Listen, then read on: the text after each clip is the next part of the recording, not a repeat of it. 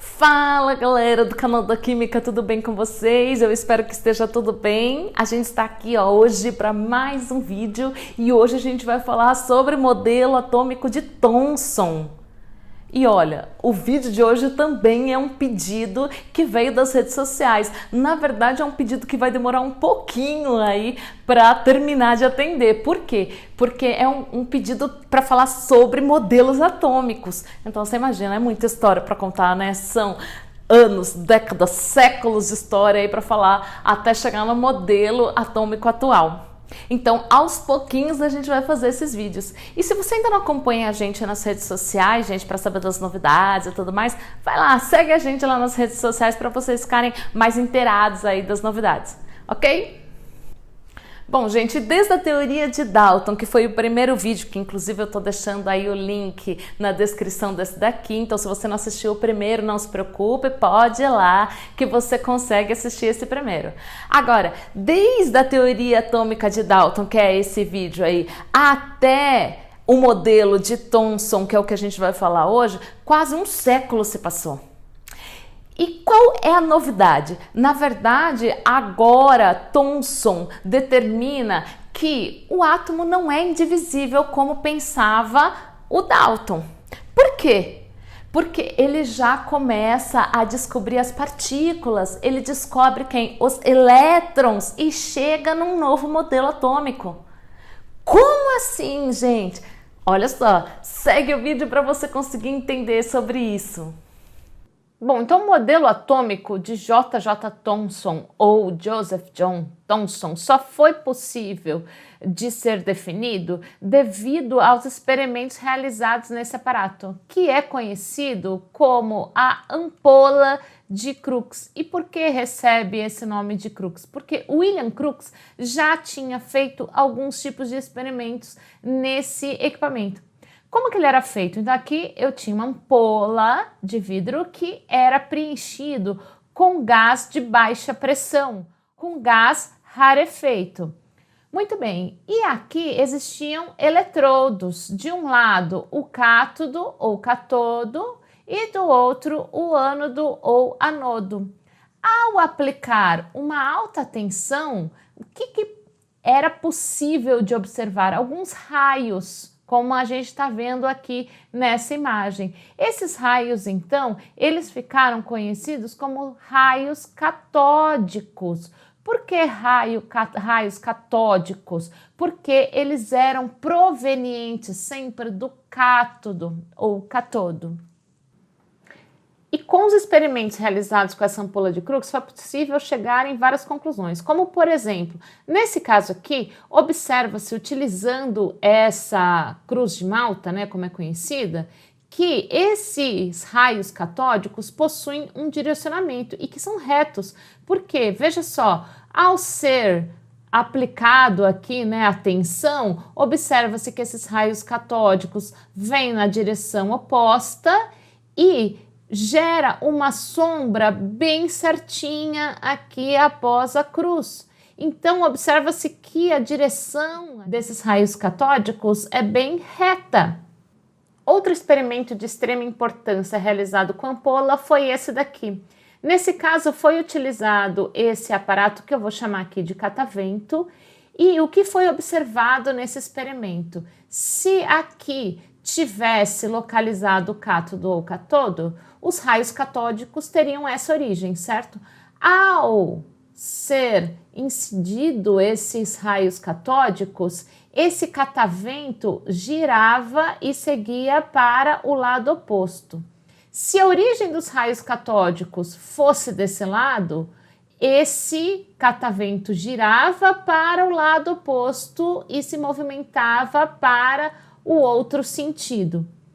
Isso quer dizer que se esses raios catódicos, como era conhecido, era capaz de movimentar esse catavento, significa que esses raios possuíam massa. Por quê? Porque eles tinham a capacidade de movimentar esse aparato ou esse catavento. E aí, galera, aprendendo? Entendendo? Eu espero que sim. E se estiver curtindo, não esquece, dá um like, se inscreve no canal, avisa a galera, compartilha o vídeo e ativa o sininho da notificação para você ficar sabendo dos próximos vídeos. Até porque, como a gente está falando de modelos atômicos, ainda virão muitos vídeos por aí. Bom, nesse experimento aqui, também é possível verificar que esses raios catódicos possuem carga. Como assim? Lembre-se que no primeiro experimento que a gente mostrou aqui, a gente observou que esses raios catódicos, eles eram incendidos de maneira reta, né? Eles seguiam uma direção reta ao sentido oposto. Porém, aqui ó, foi aplicado um campo magnético. Ao aplicar esse campo magnético, veja só o que aconteceu com esses raios catódicos. Eles alteraram a direção e foram inclusive para um lado oposto. Assim, foi definido que esses raios catódicos possuíam carga e, mais ainda, essa carga era negativa. Assim, então, foi descoberto o elétron. E assim, Thomson chega nesse modelo atômico. E ele sabe que os elétrons, por exemplo, faziam parte da constituição do átomo, porque todos os experimentos que ele realizou com ampola, na verdade, davam o mesmo resultado independente do gás utilizado ou independente do metal que constituía o eletrodo. Então, com isso, ele definiu o quê? Ele definiu que os átomos dos elementos são formados por corpúsculos carregados negativamente dentro de uma esfera uniformemente positiva. E por que ele fala que existe essa esfera positiva? Porque ele sabe que como se trata de um átomo, né? Esse átomo é o que forma a matéria, então ele tem que ser neutro. Se ele tem que ser neutro e ele descobriu as partículas, não, ele definiu provou que existiam partículas negativas, significa que essa esfera seria formada seria carregada positivamente. E ele dizia mais, ele dizia então que esses corpúsculos negativos, eles estariam em movimento circular. E um movimento circular uniforme. Ele definiu que existia carga, ele definiu que existia massa. Ele não conseguiu chegar no valor da carga, ele também não conseguiu chegar no valor da massa, mas ele conseguiu achar uma relação entre os dois. E ele chegou em um valor de 1,7 vezes 10 elevado a 11 aqui, coulomb por quilo. A forma com a qual ele chegou nesse valor de 1,7 vezes 10 elevado a 11 será tema de uma próxima aula. Bom, gente, e esse é o modelo atômico de Thomson. Só que antes, não desliga aí, não para o vídeo, porque eu tenho uma coisa muito interessante para falar. Ele também é conhecido como modelo de pudim de passas ou pudim de ameixa, se você pegar a tradução mais corretamente.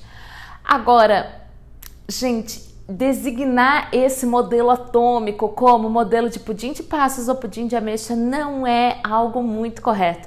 Veja, inclusive a gente consegue perceber que existem artigos falando sobre isso, falando como é uma forma errônea de falar do modelo atômico de Thomson. Se vocês quiserem saber mais sobre isso, eu também vou deixar o link desse artigo para vocês aí na descrição desse vídeo, para que vocês possam se aprofundar um pouquinho mais e saber aí que realmente não é muito correto utilizar o termo de pudim de passas ou pudim de ameixa, ok? E até porque, gente, eu imagino que Thomson... Imagina, depois de tanto trabalho, de tantas experiências, depois de um prêmio Nobel em 1906, devido às investigações dele com condução elétrica de gases, ter o seu modelo atômico chamado de pudim de passas não é muito legal, né? Então, é isso que eu tinha para falar para vocês, gente. Eu espero que vocês tenham curtido. Bons estudos para vocês e até o nosso próximo vídeo. Não esquece de avisar a galera sobre o canal, gente.